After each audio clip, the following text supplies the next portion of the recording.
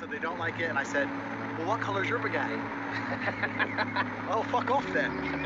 So, you know, in the movie The Matrix, where Neo has a bald head like me. Yeah. And when he goes back into the Matrix, he has hair. And they ask, why do you have hair inside the Matrix? And he said, because that's your self-projection. That's how you see yourself and imagine yourself inside of the Matrix. I think that everybody should have a self-projection. You have to imagine how you see yourself. And if you see yourself as a superhero and an extremely disciplined and hardworking person who achieves everything he's ever wanted in life and does amazing things, you have to understand that you're not going to be able to do that on drugs. So you need to have a mental projection in your mind of who you think you can be and who you want to be. And if that person's a drug addict, then go be a drug addict. But if that person is an extremely successful, extremely hardworking, extremely intelligent, extremely respected individual, he's probably not going to be doing drugs. A lot of this is about your self-image. Where's your duty? Where's your shame? Where's your self-inflicting morality? Where's your pride? So that's the problem with all of this shit. And it's the problem for all these addicts. If you want to wake up and say, what kind of man am I? Am I a drug addict? Well, then go be a drug addict. What kind of man am I? Am I a man who has control of his life and control of his mind? You have to make a decision.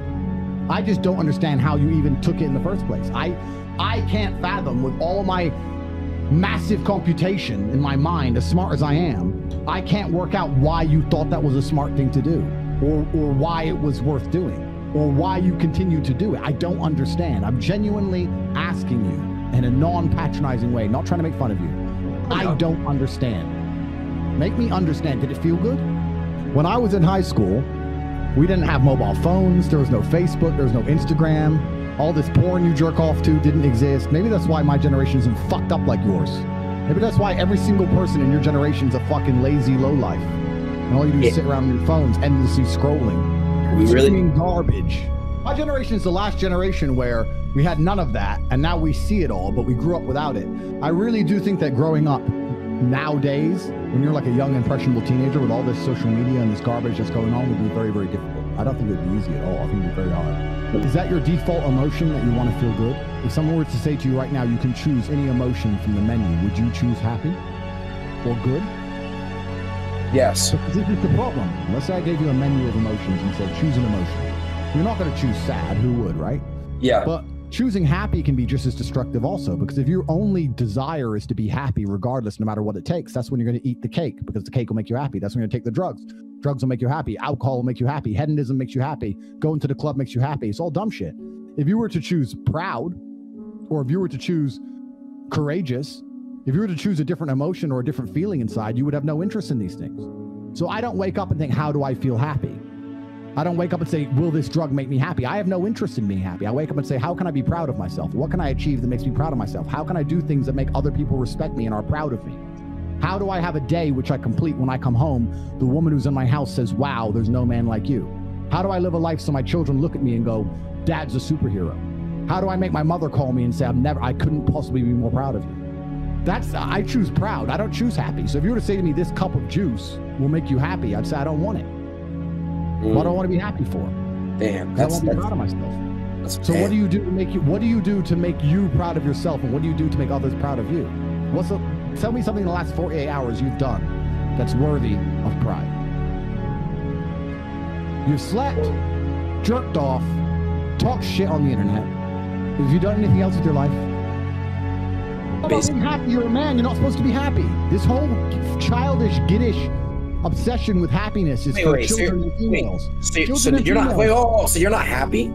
It's not that I'm unhappy, and it's not that I am happy. It's that I don't measure my level of happiness. It doesn't matter to me. But I'm asking, so it doesn't matter that you're happy. So it doesn't matter to be happy is what you're saying? Absolutely not. If I am miserable, I have duties to complete. If I am very happy, I have duties to complete. So I have to live the exact same life regardless of how I feel. So for me, happiness is not a good indicator on how life should be lived. You shouldn't wake up and say, how happy am I today? How does that affect how I act? That's not how I operate. I wake up and say, what must be done? What will allow me to be proud of myself? What will allow me to achieve? And those things will be done regardless of how I feel. And that's how the most successful people on earth all operate. The most successful people on earth don't only do things because they feel happy about doing them. In fact, I'd argue that most people who do amazing things don't feel happy about doing them at all. I understand that, but if you're constantly obsessed with trying to make yourself happy, that's when you fall into addictions and garbage. You need exactly.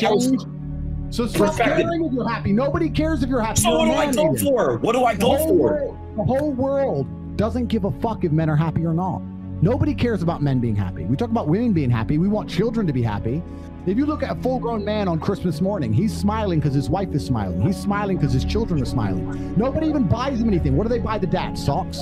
Nobody cares about men being happy. So why do you as a man care about you being happy? That's how you're going to fall into these traps.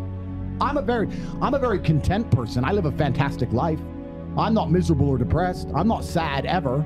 But I don't wake up and go, I want to be happy today. No, sir. I wake up and say, okay, things must be done. And those things will be completed regardless of how I feel. Regardless of how I feel. You can lock me in a dungeon for an unknown amount of time in Romania, and I will still complete as many push-ups as I can possibly do in the dark by myself. What else am I going to do? Sit there and be sad? Happy or sad? The push-ups must be done. It's called duty. It's called honor. It's called pride. If you had these things, you would never do dumb shit in the first place. So I'm asking you why you don't have them. The funniest thing, the most ironic thing about all of this is that if you don't prioritize happiness and you prioritize feeling proud of yourself, you end up happy by extension.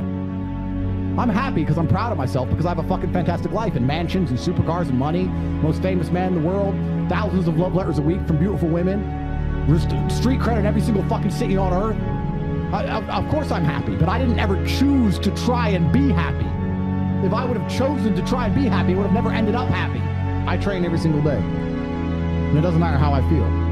So, in fact, I would actually argue that the number one way to deal with most of life's problems is always the same thing. You were saying that people deal with things in many different ways. That is true. But in my experience of life, there's only one way to deal with anything. It doesn't matter if you're heartbroken. It doesn't matter if you're sad. It doesn't matter if your bank balance is low. It doesn't matter if you lose a family member. It doesn't matter if whatever negative things can happen to you. It doesn't matter if you go to jail. It doesn't matter what it is. The answer to everything is always the same. Do you know what the answer is? What is the answer? Hard work. Work harder.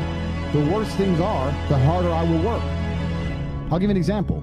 I'll say it right now here on stream. Jail changed me and I had some trouble in there. I never missed a single day's training. Since I've left jail, I can't sleep. I have nightmares. I've been training harder than I've ever trained. I put it all over Twitter. I'm doing 6-7 hour days.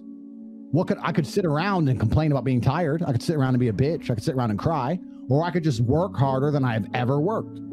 It's fantastic that I can't sleep. That's all the time I need. So I can train endlessly. So my point is the answer is always hard work. What else is my answer going to be? I'm struggling with something. I'm going to work less. Does that make sense to you? How's that going to fix anything?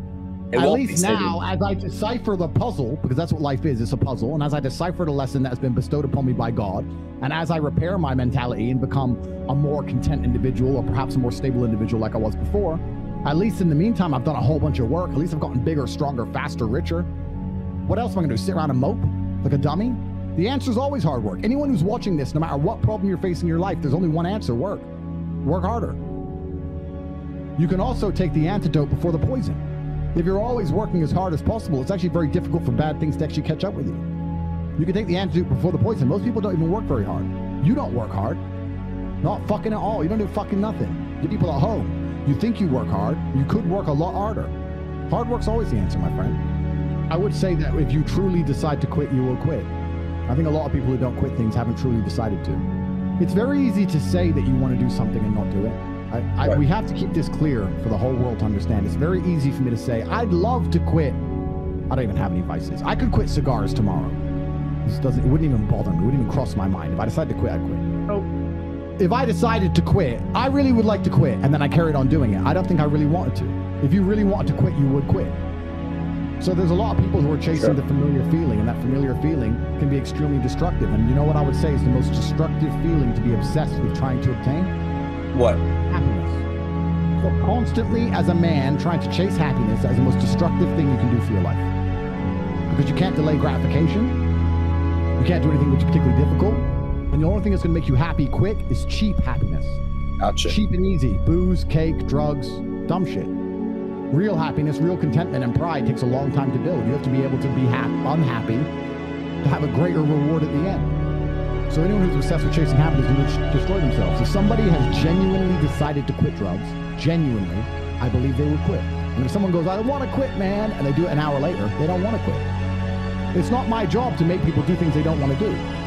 If your image in your mind is of the kind of person who is controlled by a substance, I'd be embarrassed for a non-sentient substance, a powder or a plant, to control me. Doesn't even have a brain. And it's my boss. What am I, a dumbass? No, I'm the boss. I'm the boss of fucking tobacco and coffee, and I'm the boss of everything. I'm the boss of food. If I don't want to eat, I don't eat. If you're the kind of person who's going to wake up and go, those pills are smarter than me and they're my master, enjoy your life. Gotcha. That's your decision. That's not my, but if you decide to not be that person, if you project the mental image which is not that person, then you'll stop taking those pills.